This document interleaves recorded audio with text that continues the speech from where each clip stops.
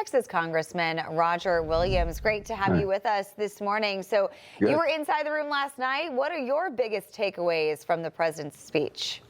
Well, my takeaway is the left doesn't get it and how angry they are. For heaven's sakes, can you believe that they just sat there like wax figures and ignored all the good things the president was talking about and the people he's honoring?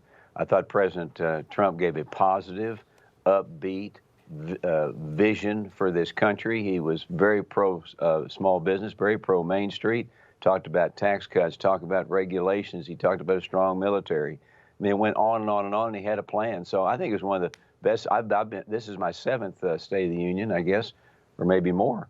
And it was the best I've heard. And but I was disappointed in the Democrats because, look, you don't have to agree with us politically, but how about agreeing that DJ's one of the is a great great vision for America and what America's about, and the Border Patrol, and about the young ladies and the school teachers back from his 95-year-old mother. I mean, these are things that are not political. Why can't you stand up and honor that? So the dislike for President Trump is in their head. They don't want anything to do with him. And unfortunately, it's a losing effort for them. And I'm not worried about trying to tell them how to get their party back. Just stay where they are and we'll move on.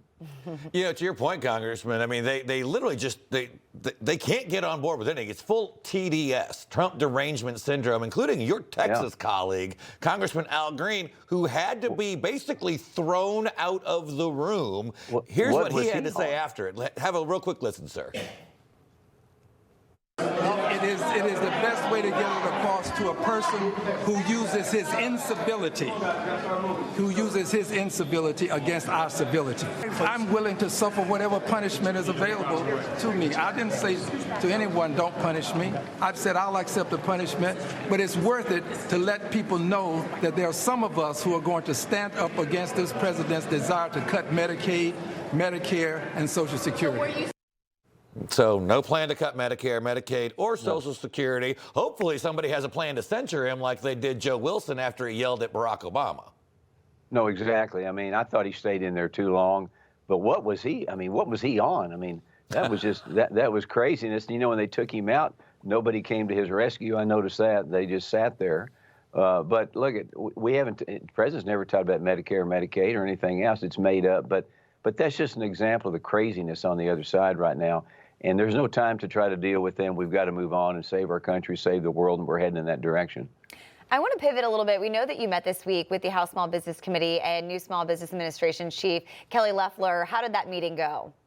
It was fantastic. And the senator and I have known each other for a while. She's a businesswoman like me. I still own businesses. She still owns businesses. She gets it. She's a breath of fresh air. We're going to finally have somebody we can talk to. We have an administrator. You know, the last administrator, Guzman, wouldn't even admit if you cut taxes, you help Main Street and small business. She wouldn't even say that. So we've got somebody now we can work with. We got somebody that understands openness, and we're going to do great things for Main Street, and we're going to really help start businesses and keep businesses in business as it should be.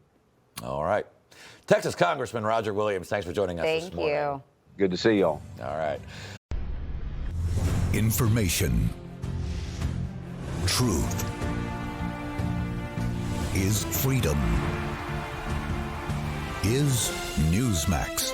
It's real news for real people.